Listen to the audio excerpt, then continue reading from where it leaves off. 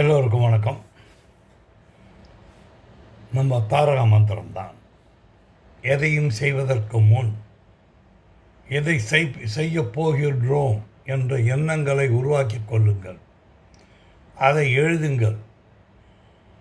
எழுதாமல் இருப்பதற்கு சாக்கு போக்கு சொல்லாதீர்கள். கையில் பேனா இல்லை, பேப்பர் இல்லை, இந்த கதையெல்லாம் வேணாம்.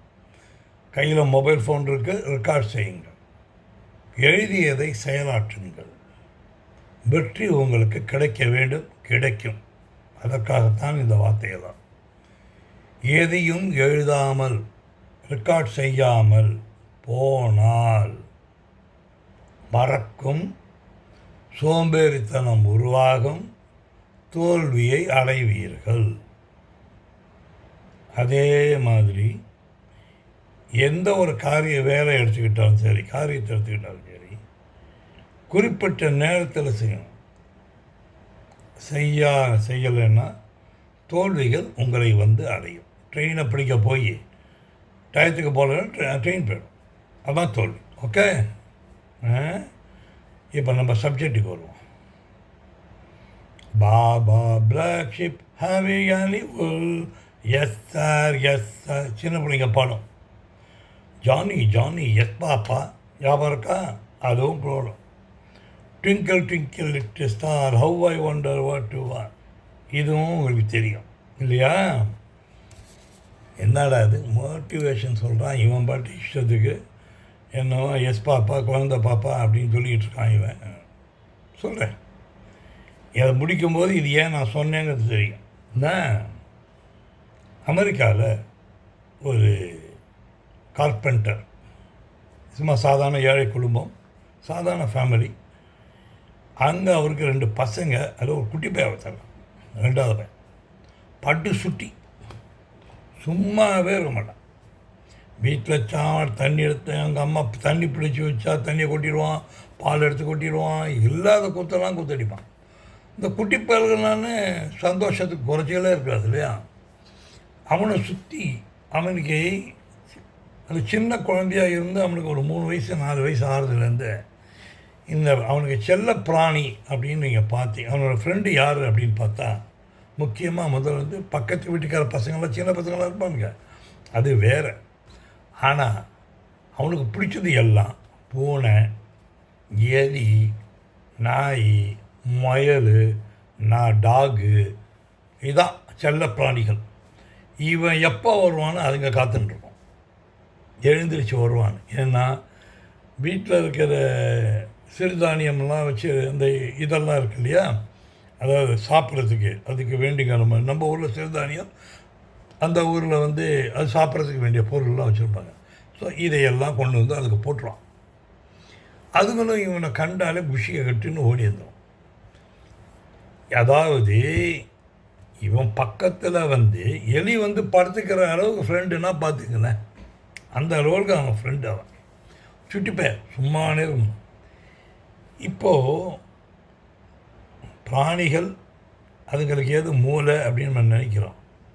ஒரு டாக் இருக்குது வீட்டில், நீங்கள் சொல்கிறது அத்தனையும் அது புரிஞ்சுக்கும். அப்போ அதுக்கு ஏது அறிவு எப்படி வந்தது? உங்களுக்கு இருக்கிற அறிவு அதுக்கும் உண்டு. அப்போது அது புரிஞ்சுக்கிற சக்தி அதுக்கு இருக்குது. டாய், அது பேர் ஒன்று வைக்கிறீங்க, டாய் உட்காரலாம் அப்படின்னா உட்காரும். நீ யாராவது வந்தால் வீட்டுக்கு வந்தால் யாரையும் விடாத அப்படின்னா டாக் விடாது.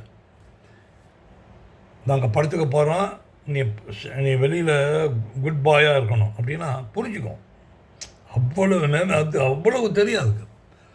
அதே மாதிரி வீட்டில் ஒரு பூனை வளர்க்குறீங்க அப்படின்னா அது கூட நீங்கள் பேசலாம், அது எல்லாம் புரிஞ்சுக்கும். கிளி வளர்க்குறீங்க, நீங்கள் கிளி என்ன பண்ணும் புரிஞ்சுக்கும். நீங்கள் எல்லாம் கிளி சொல்கிறீங்க, நல்ல புத்தி அது. அதனால தான் புத்திசாலியான பறவைன்னு போன்ற காக்காவை சொல்லுவாங்க. அதுதான் ரொம்ப புத்திசாலியானது. இவன் நல்லா கொஞ்சம் வளர்ந்துடுறான். ஒரு 10-12 வயசு 13 வயசு மட்டும் அவனுக்கு இந்த பிராணிகள் மேலே ஒரு பெரிய ஈடுபாடு. அவனுக்கு இந்த ஈடுபாடு வந்தோடனே அவன் செய்யலாம், இந்த வீட்டுக்கு பின்னால் வந்து நிறைய ஓப்பன் ஸ்பேஸ் விளையாடுறதுக்கு. அவங்க இருந்ததே ஒரு கிராமம் அந்த நாட்டில். அப்படியே எல்லாத்தையும் ஒரே மாதிரி பறந்து விருந்து இருக்கிறதுனால குழந்தைங்க விளாட்றதுக்கு இடம் இருக்குது. எல்லாம் நம்மளே கூட கிராமத்தில் பார்த்திங்கன்னா நிறையா இடம் இருக்கும், நிறையா விளையாடி இருப்போம், மரத்து மேலே உட்காந்து இருந்திருப்போம், ஜாலியாக கோலி குண்டு விளையாடிருப்போம். நானாக சொன்னால் கோலி குண்டு விளையாடிருக்கேன், கிட்டிப்புள்ள விளையாடிருக்கேன், கிரிக்கெட் வரும்போது கிரிக்கெட் விளையாடிருக்கேன், பட்டம் வரும்போது நிறையா பட்டம் பண்ணுவேன், எல்லாம் பண்ணியிருக்கேன். சந்தோஷத்துக்கு குறையே கிடையாது. இன்றைக்கி 72 வயசு ஆகுது பாருங்கள். நான் இன்னும் ரொம்ப சந்தோஷமாக இருக்கேன். காரணம் என்னென்னா, சின்ன பிள்ளையில் நான் அவ்வளோ சந்தோஷமாக வாழ்ந்திருக்கேன். நான் அது காரணம் என்ன அப்படின்னா, ஊர் திருச்சியில் இருந்தோம் நாங்கள். பட் திருச்சியாக இருந்தாலும் ஒரு கிராமம் இருந்தேன் அப்போது. இப்போ தான் கொஞ்சம் சிட்டி மாதிரி ஆகிடுச்சு. ரொம்ப ஒரு பெரிய, இப்போ எந்த வீட்டு பிள்ளை அவன் வீட்டு பக்கத்து வீட்டுக்கு போவாங்க, இவன் வீட்டு பிள்ளை இன்னொருத்தர் வீட்டுக்கு போவாங்க. எங்கே போனாலும் சாப்பாடுக்கு குறைச்சி கிடையாது. என்னடா நீ சாப்பிட்ற இடம்னு கேட்பாங்க. அவன் பிள்ளை அங்கேயும் சாப்பிடும் இங்கேயும் சாப்பிடும், ஜாலியாக இருக்கும். அது சந்தோஷத்துக்கு குறைச்சி. இன்றைக்கி சந்தோஷம்தான் முக்கியம்.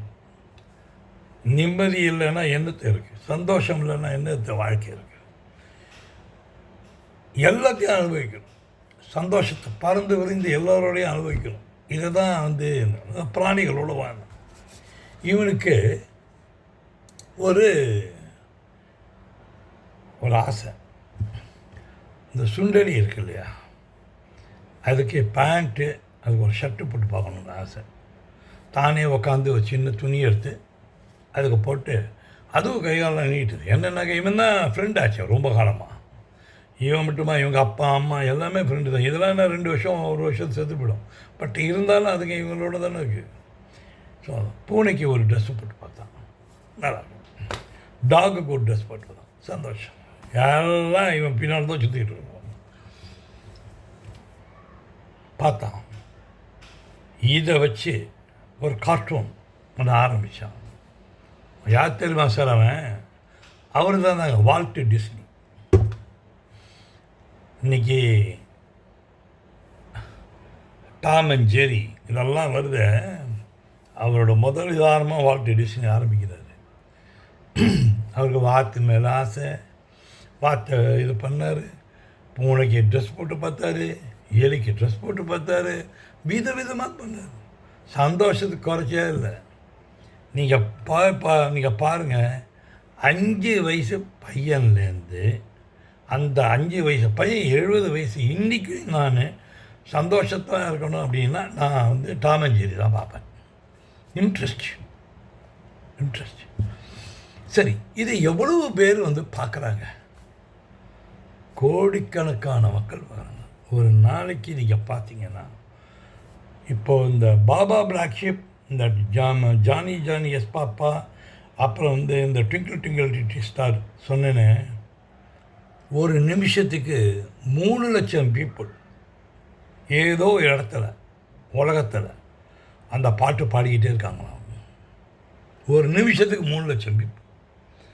அப்படின்னா அதோட சந்தோஷம், அந்த குழந்தைக்கு அவங்க அப்பா அம்மா எல்லோரும் அந்த பாட்டு பாடும்போது இருக்க சந்தோஷம், அந்த குழந்தையோட சந்தோஷம், இதை பார்க்கும்போது இது சந்தோஷத்தையே நம்ம ஏன்னு டெவலப் பண்ணக்கூடாதுன்னு ஆரம்பித்தது தான் வால்ட் டிஸ்னி. இப்போ புரியுதா? சரி, இந்த யூடியூப்பில் இன்றைக்கி பார்க்குறோம் நம்ம Tom and Jerry, Walt Disney படம். அதில் இந்த வாத்தெல்லாம் வரும் பாருங்க. பார்த்தீங்கன்னா என்ன ஆகும்? நீங்கள் நீங்கள் சினிமா பார்க்குறத விட அதை பார்க்குறதுல தான் உங்களுக்கு ஒரு இன்ட்ரெஸ்டே வரும். இப்படி வந்தது பாருங்கள் பணம். இதோட வியூவர்ஸ் பார்க்கும்போது கோடிக்கணக்கான பீப்புள் பார்த்துட்ருக்காங்க. கோடிக்கான வயசானவன் பார்த்துட்ருக்கான், கோடிக்கான குழந்தைங்க பார்த்துட்ருக்கு. வயசு வித்தியாசமே கிடையாது, எல்லோரும் பார்த்துட்ருக்காங்க. பணம் பணம் பணம் கட்டி மெம்பராகி பார்க்குறவன் இருக்கான், பணம் கட்டாமல் பார்க்குறவன் இருக்கான். அட்வர்டைஸ்மெண்ட்டுனால வரக்கூடிய பணம் கோடியாக கொட்டுது. இன்றைக்கி அவங்க யார்? சாதாரண ஒரு கான்செப்ட், ஒரு யோஜனை, ஒரு சாதாரண ஒரு விஷயம், சந்தோஷத்தை மட்டுமே அடிப்படையாக கொண்டது. இன்றைக்கி யார் அவங்க அப்படின்னு நீங்கள் பார்த்தீங்கன்னா மாபெரும் கோடீஸ்வரர்கள். அதில் அந்த யூடியூப்பில் அதை அது அது வந்து அவ்வளோ ஹிட்டாகுது, அவ்வளோ வியூவர்ஸ் பார்த்துட்ருக்காங்க. அதோட கான்செப்ட் என்ன? சந்தோஷம். நீங்களும் சந்தோஷமாக இருக்கணும், நிறையா சம்பாதிக்கணும், சந்தோஷத்தையும் மனசில் ஏற்றிக்கணும்.